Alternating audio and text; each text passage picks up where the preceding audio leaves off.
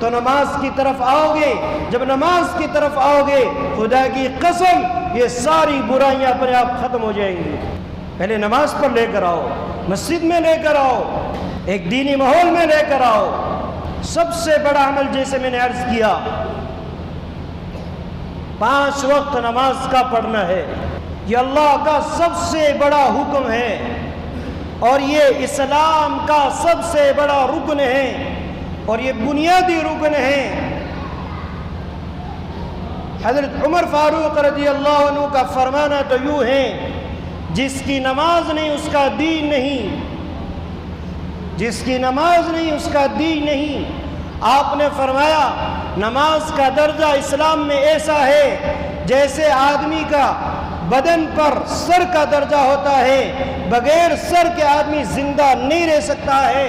فرمایا بغیر نماز کے آدمی کا اسلام باقی نہیں رہ سکتا ہے.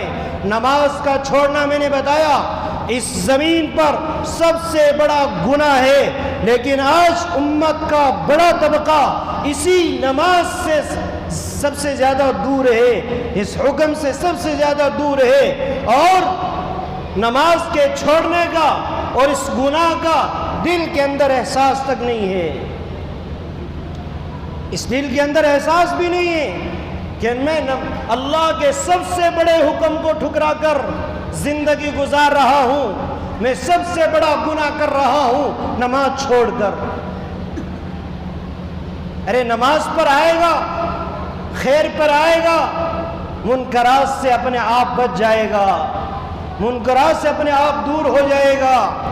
اس لیے جو لوگ برائیوں کو ختم کرنا چاہتے ہیں وہ لوگوں کو نماز پر لے کر آئیں, لوگوں کو مسجد سے جوڑیں, خود بھی جو ہے مسجد سے جڑیں, خود بھی نماز کا اہتمام کریں اور ان لوگوں پر دلوں پر محنت کریں اور ان کو مسجد میں لے کر آئیں اور انہیں جو ہے نماز پر لے کر آئیں کہ جب یہ مسجد میں آئیں گے, جب یہ نماز پڑھنے والے بنیں گے تو یہ برائیوں سے اپنے آپ دور ہوتے چلے جائیں گے. ایک شخص دن میں چوری کرتا ہے, رات کو نماز پڑھتا ہے. اللہ کے نبی پاک صلی اللہ علیہ وسلم کے سامنے ذکر کیا گیا, یا رسول اللہ ایک شخص ہے دن میں تو چوری کرتا ہے اور رات کو اٹھ کر لمبی لمبی نمازیں پڑھتا ہے, کیا فائدہ ملے گا؟ آپ نے فرمایا ایک دن اس کی نماز اسے چوری چھڑا دے گی, کہ ایک دن اس کی نماز اسے چوری چھڑا دے گی, چوری کی عادت سے وہ بچ جائے گا.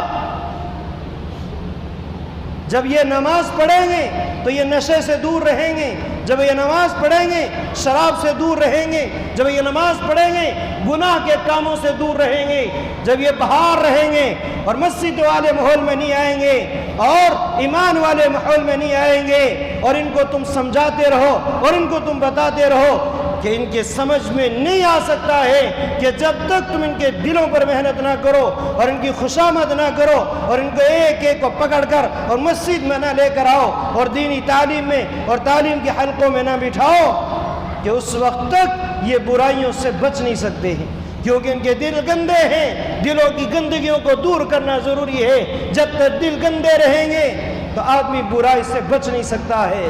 اس لیے نماز کے چھوڑنے کو سب سے بڑا گناہ سمجھو. نماز کا چھوڑنا سب سے بڑا گناہ ہے.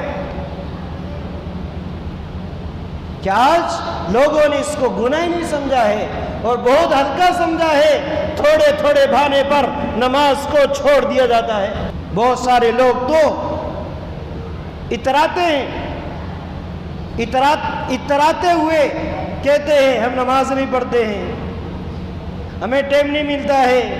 ایک بے نمازی کی نوحست 40 گھروں پر پڑتی ہے. جس بستی کے اندر 95% بے نمازی ہو اس بستی کا کیا حال ہوگا؟ جس گھر کے اندر پورا کا پورا گھر بے نمازی ہو اس گھر کا کیا حال ہوگا؟ جس خاندان کے اندر, جس قبیلے کے اندر اور جس برادری کے اندر اور جس محلے کے اندر پورا کا پورا جو ہے محلہ, پورا کا پورا گھر اور خاندان بے نمازی ہو, اللہ کے حکم کو چھوڑ کر زندگی گزار رہا ہو, ان کا کیا حال ہوگا؟ اس لیے دوستو نماز کے چھوڑنے کو سب سے بڑا گناہ سمجھو. جب نماز کو چھوڑنے کو سب سے بڑا گناہ سمجھو گے تو نماز کی طرف آؤ گے.